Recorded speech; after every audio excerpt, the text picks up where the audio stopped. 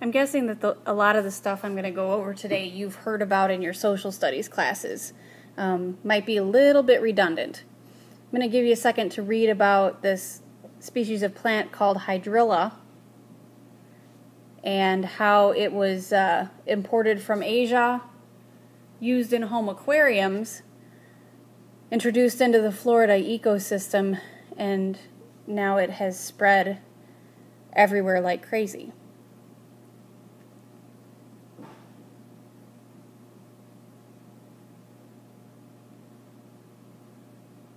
Here's another scenario about fishermen in New England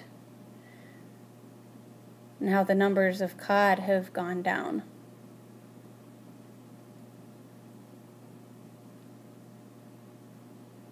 In both of these cases, we see a dramatic change in the population.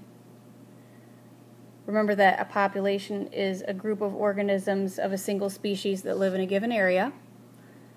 You can see the hydrilla population on this map. Researchers studied the different characteristics of populations such as geographic range, density distribution, growth rate, and age structure. Basically, geographic range is habitat, the area inhabited by a population. It can vary in size depending on the species. Bacterial population can have a really small range. Cod is basically the Atlantic Ocean. Hydrilla has invaded every continent except Antarctica,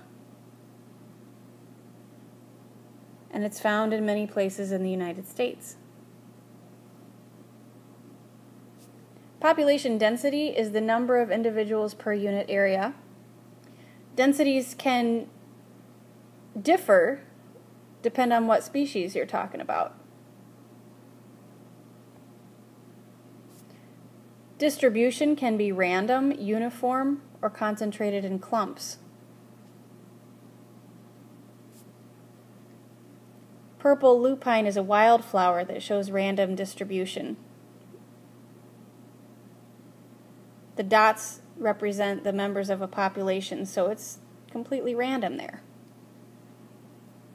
Uniform distribution is shown in the king penguin species, equally spread out. And then we have clumped distribution. The striped catfish show this population distribution.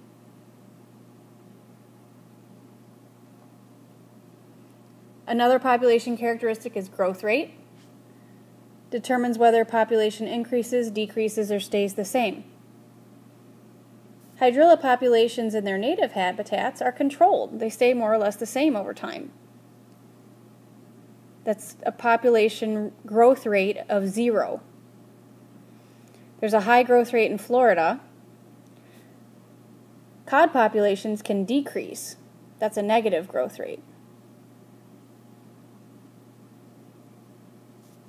We look at age structure, the number of males and females of each age a population contains, to determine what that population is going to look like in the future.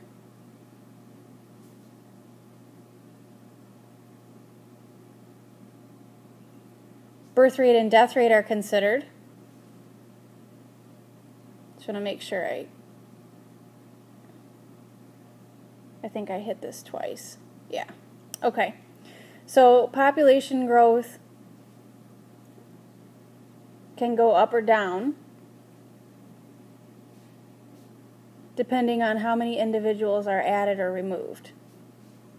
The factors that affect population size are birth rate, death rate, emigration, and immigration, all shown right here.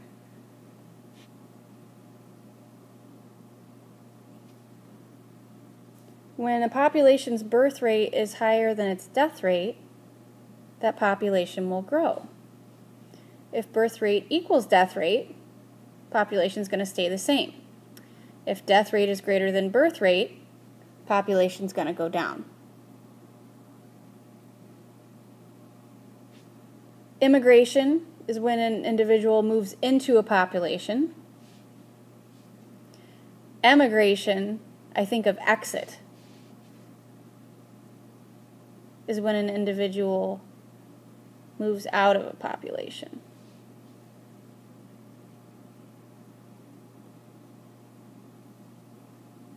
Unlimited growth is what exponential growth is. All the resources that a population needs. In exponential growth, the larger a population gets, the faster it grows. The size of each generation will be larger than the generation before it.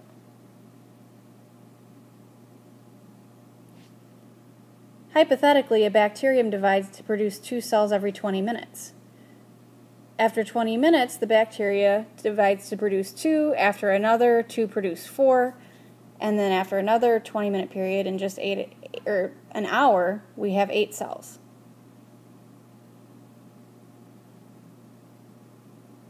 So in 1 hour, we have 2 to the 3rd cells. In 2 hours, we have 2 to the 6th, or 64 cells. In 1 day, that's how many individuals you'd end up with. If you want to figure out what that number is, put it on a piece of paper, give it to me in class. I'll give you extra credit. You have to bring it on Monday, though.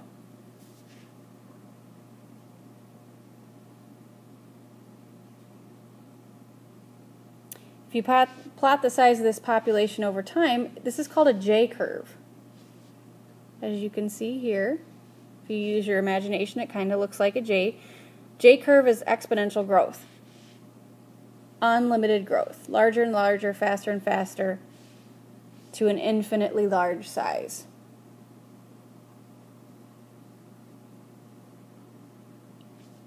Elephants produce offspring only every 2 to 4 years, so they don't grow their population nearly as quickly as bacteria do.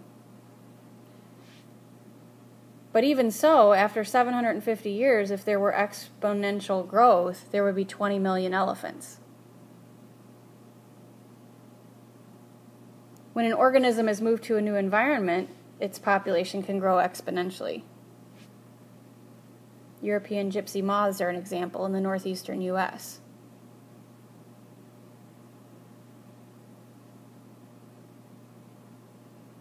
In nature, exponential growth doesn't last for long. There's a shift in the growth, and that's called logistic growth. So what we see here are 3 phases of growth.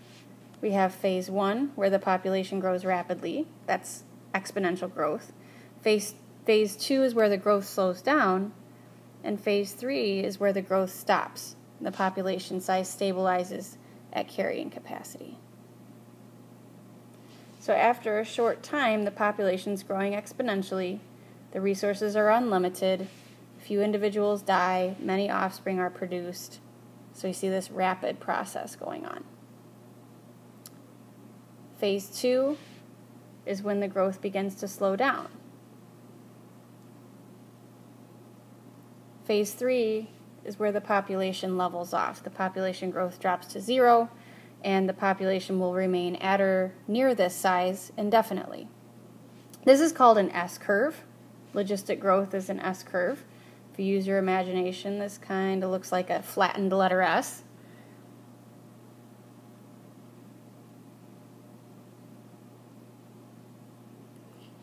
Slowed population growth can relate to birth rate decrease, death rate increase, or if those happen together. Factors of immigration and emigration can also change growth rate. So at the top, where we see this leveling off, this is called carrying capacity. It's the maximum number of organisms an ecosystem or an environment can support. And then once that carrying capacity is reached, there are factors that stabilize it. We'll talk about those coming up next.